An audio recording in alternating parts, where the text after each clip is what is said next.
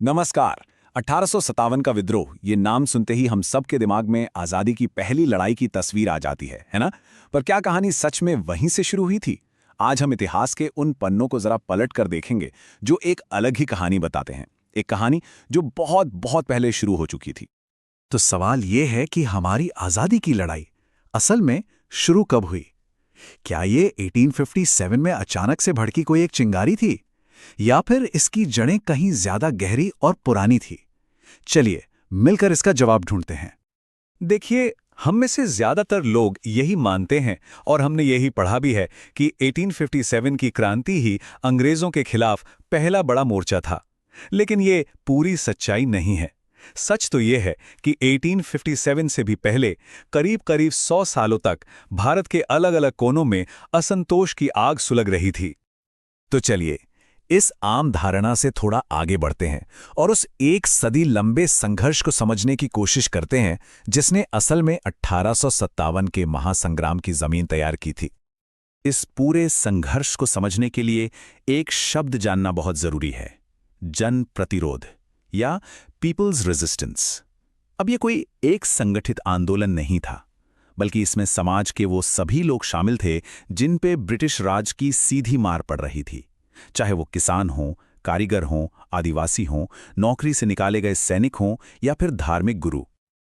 अच्छा, अब सवाल ये उठता है कि आखिर ये लोग विरोध कर क्यों रहे थे?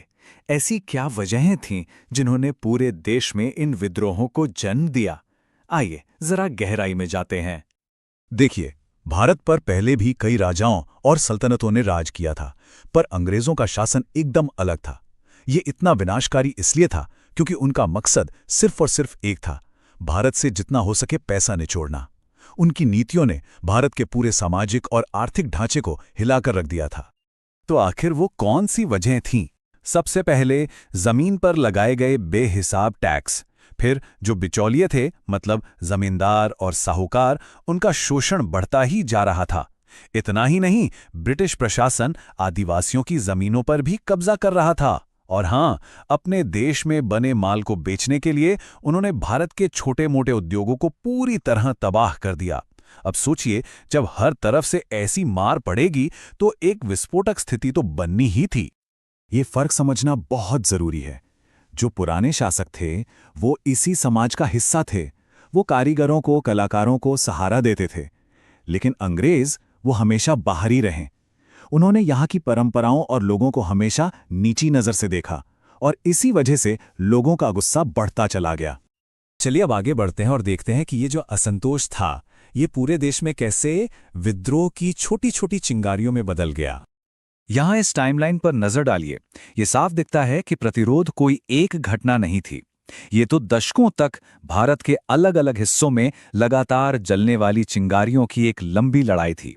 1763 के सन्यासी विद्रोह से लेकर 1800 के दशक तक ये संघर्ष कभी थमा ही नहीं। तो आइए इनमें से कुछ खास विद्रोहों को थोड़ा करीब से देखते हैं। शुरुआत करते हैं सबसे पहले और सबसे लंबे चले विद्रोहों में से एक से, सन्यासी विद्रोह। ये विद्रोह 1770 के उस भयानक अकाल के बाद भड़का था जिसने बंगाल को पूरी तरह से बर्बाद कर दिया था। कंपनी की बेरहम नीतियों से नाराज सन्यासियों ने हथियार उठा लिए और देखते ही देखते जमीन से बेदखल किए गए किसान, जमींदार और बेरोजगार सैनिक भी उनके साथ आ मिले। ये एक बहुत बड़ा जन आंदोलन बन गया था। और जानते हैं इस विद्रोह की सबसे खास बात क्या थी? इसमें दिखी गजब की धार्मिक एकता। हिंदुओं और मुसलमानों ने कंधे से कंधा मिलाकर ये लड़ाई लड़ी, जो इन शुरुआती विद्रोहों की एक बहुत बड़ी पहचान थी। ओडिशा, यहाँ हुआ था पाई का विद्रोह। और ये कोई छोटा मोटा विद्रोह नहीं था, बल्कि अंग्रेजों के खिलाफ सबसे शुरुआती और सबसे बड़े संगठित विद्रोहों में से एक माना जाता है। अब सवाल ये उठता है कि ये पाइक थे कौन? तो देखिए, ये एक तरह की पारंपरिक मिलिशिया थी, मतलब पैदल सैनिक। ये राजा के लिए लड़ते थे और इसके बदले में इन्हें टैक्स फ्री जमीन मिलती थी। तो ये जमीन सिर्फ उनकी रोजी रोटी का जरिया नहीं थी, ये उनकी इज्जत थी, उनकी पहचान थी। फिर 1803 में एंट्री हुई अंग्रेजों की और उन्होंने आते ही सब कुछ बदल दिया। जमीन पर भारी भरकम लगान ठोक दिया, पाइकों के राजा को ही गद्दी से हटा दिया। और तो और अब टैक्स भी चांदी में चुकाना पड़ता था। सोचिए, रातों रात पाइकों से उनकी ताकत, उनकी इज्जत, उनकी रोजी रोटी सब कुछ छिन गया। बस इसी नाइंसाफी ने बख्शी जगबंधु के लीडरशिप में विद्रोह की आग को हवा दे दी। और देखिए, ईस्ट इंडिया कंपनी की इन पॉलिसियों से सिर्फ पाइक ही परेशान नहीं थे। जमींदार, किसान सब के सब नाराज थे। बख्शी जगबंधु ने यही काम किया। उन्होंने इन सभी नाराज लोगों को एक साथ जोड़ा और इस गुस्से को पाइका विद्रोह नाम के एक हथियारबंद आंदोलन में बदल दिया। लेकिन ये गुस्सा सिर्फ उड़ीसा तक ही नहीं रुका था, ये तो पूरे देश में फैल रहा था। आप देखिए, ठीक अगले साल 1818 में गुजरात में वाघेरा प्रमुखों ने हथियार उठा लिए और उसके 10 साल बाद 1828 में असम में अहोम राजकुमार गोमधर कुंवर ने बगावत कर दी, क्योंकि अंग्रेज अपने वादे से मुकर गए थे। मतलब ये साफ था कि विरोध की लहर हर तरफ फैल रही थी। अब इस दौर के प्रतिरोध का एक और बहुत इंटरेस्टिंग एंगल है, वो है धर्म और आज़ादी का कनेक्शन। कई ऐसे आंदोलन थे जो शुरू तो हुए थे एक धार्मिक सुधार अभियान की तरह, लेकिन बहुत जल्दी ही वो अंग्रेज़ों के खिलाफ एक बड़ी पॉलिटिकल ताकत बन गए। जैसे कि वहाबी आंदोलन, ये एक इस्लामी रिवाइवलिस्ट मूवमेंट के तौर पर शुरू हुआ था, लेकिन इसके लीडर्स का मानना था कि विदेशी हुकूमत उनके धर्म के लिए एक बहुत बड़ा खतरा है। तो उन्होंने ब्रिटिश राज के खिलाफ एक तरह से जिहाद का ऐलान कर दिया और एंटी ब्रिटिश सेंटिमेंट फैलाने में एक बहुत ज़रूरी रोल निभाया। ठीक इसी तरह पंजाब में 1840 में कूका आंदोलन सामने आया। कूका आंदोलन ये सिर्फ एक विरोध नहीं था, ये संगठित विद्रोह का एक ऐसा बेहतरीन खाका था जिसने भविष्य की आज़ादी की लड़ाइयों की नींव रखी। तो बात है 1840 की, जब भगत जवाहरमल ने इसकी शुरुआत की थी। तब ये सिख धर्म में सुधार के लिए एक आध्यात्मिक अभियान जैसा था। लेकिन जैसे ही अंग्रेजों ने पंजाब पर कब्जा किया, बाबा राम सिंह के नेतृत्व में इस आंदोलन ने एक जबरदस्त मोड़ लिया। ये एक शक्तिशाली राजनीतिक ताकत बन गया जिसका सिर्फ एक ही मकसद था, अंग्रेजों को बाहर निकालना और सिख शासन को वापस लाना। जरा इस बात को सोचिए, कूका आंदोलन ने स्वदेशी यानी अपने देश में बनी चीजों को अपनाने और असहयोग के सिद्धांतों की वकालत की। उन्होंने अंग्रेजी कानूनों, उनकी शिक्षा और उनके सम्मान के बहिष्कार का आह्वान किया, और ये सब महात्मा गांधी के इन तरीकों को मशहूर करने से दशकों पहले हो रहा था। वाकई ये भारत की आज़ादी की लड़ाई में एक बहुत ही दूरदर्शी आंदोलन था। तो एक तरफ जहां कूका राजनीतिक आज़ादी के लिए लड़ रहे थे, ठीक उसी समय भारत के दिल में एक और तरह की बगावत पनप रही थी। अब हम अपना ध्यान किसान विद्रोहों की तरफ ले जाते हैं। ये ग्रामीण भारत में हो रहे शोषण के खिलाफ अपने अस्तित्व को बचाने की एक बेचैन लड़ाई थी। जरा कल्पना कीजिए कि जिस जमीन पर किसी के परिवार ने पीढ़ियों से खेती की हो, उससे उसे निकाल दिया जाए, लगान इतना बढ़ा दिया जाए कि वो चुका ही ना पाए, और फिर उसे सूदखोरों के चंगुल में फंसा दिया जाए। यही उस समय के अनगिनत किसानों की कठोर सच्चाई थी। और तब स्थानीय नेताओं और कभी-कभी धार्मिक जोश से प्रेरित होकर वे इस अन्याय के खिलाफ उठ खड़े हुए। इसका एक बहुत ही दमदार उदाहरण है 1831 का नारकेल बेरिया विद्रोह। टीटू मीर नाम के एक करिश्माई नेता ने पश्चिम बंगाल में मुस्लिम किसानों को जमींदारों और ब्रिटिश नील बागान मालिकों के अत्याचार के खिलाफ एकजुट किया। जो चीज़ एक विरोध प्रदर्शन के तौर पर शुरू हुई थी, वो जल्द ही अंग्रेजों के खिलाफ पहला सशस्त्र किसान विद्रोह बन गई। किसान प्रतिरोध के कहानी में एक और दिलचस्प अध्याय पागलपंथियों ने लिखा। इस अर्धधार्मिक समूह ने बंगाल की हाजोंग और गारो जनजातियों को संगठित किया और उन्हें शोषक जमींदारों के खिलाफ खड़े होने की हिम्मत दी। उन्होंने मनमाना लगान देने से साफ इनकार कर दिया और जमींदारों की हवेलियों पर दिलेरी से हमले भी किए। और ये सिलसिला यही नहीं रुका।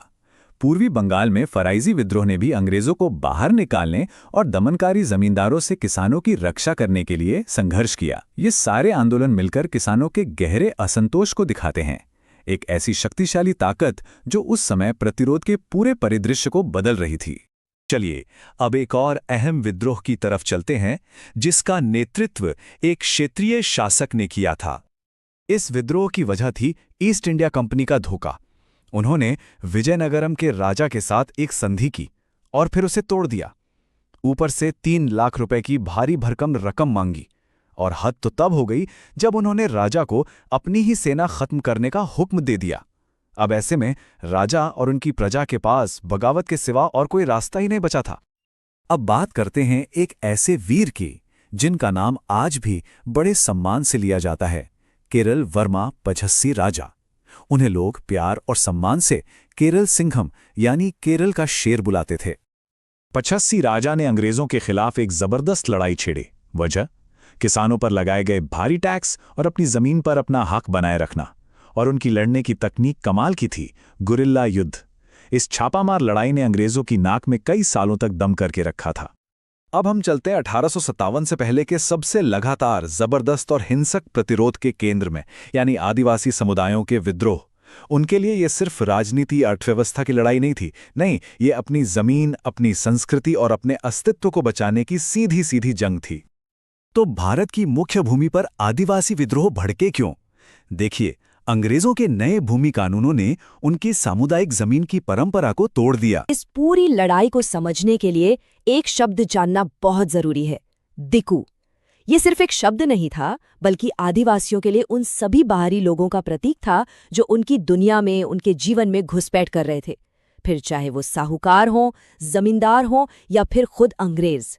यही बाहरी होने का एहसास सारे टकराव की जड़ था। यहाँ पर ना दो बिल्कुल अलग अलग दुनियाओं का टकराव साफ दिखता है। एक तरफ थी जंगल पर आधारित आदिवासियों की जिंदगी, जहाँ झूम खेती होती थी, जमीन सबकी होती थी, और दूसरी तरफ थी अंग्रेजी व्यवस्था, जिसमें निजी संपत्ति थी, पक्की खेती थी और नकद लगान देना पड़ता था। ये टकराव उनके लिए सब कुछ तबाह कर देने वाला साबित हो रहा था। तो अब बात करते हैं उन शुरुआती विद्रोहों की जो अंग्रेजों के बढ़ते दखल का पहला सीधा जवाब थे। ये वो छोटी छोटी चिंगारियां थीं जिनसे आगे चलकर एक बहुत बड़ी आग भड़कने वाली थी। इसकी शुरुआत हुई राजमहल की पहाड़ियों के पहाड़िया समुदाय से। वो अपनी पारंपरिक जिंदगी जी रहे थे, अपनी झूम खेती कर रहे थे, लेकिन 1770 के दशक में जब बाहरी किसान उनकी जमीनों पर आकर बसने लगे तो वो सबसे पहले आवाज उठाने वालों में से थे। और फिर इतिहास में एक नाम आता है, तिलका मांझी का। उनकी कहानी हिम्मत और बलिदान की एक मिसाल है। उन्होंने संथालों को इकट्ठा किया, अंग्रेजों के खिलाफ गुरिल्ला युद्ध शुरू किया और 1784 में तो भागलपुर पर हमला करके एक ब्रिटिश मजिस्ट्रेट को भी मार गिराया। लेकिन अफसोस 1785 में उन्हें पकड़कर फांसी दे दी गई। उन्हें अंग्रेजों के खिलाफ हथियार उठाने वाला पहला आदिवासी नेता माना जाता है। अब बंगाल की ओर बढ़ते हैं, जहां विद्रोह की ये आग और भी ज्यादा फैल रही थी। जंगल महल का इलाका, और यहां हुआ चुआर विद्रोह। तो ये चुआर कौन थे?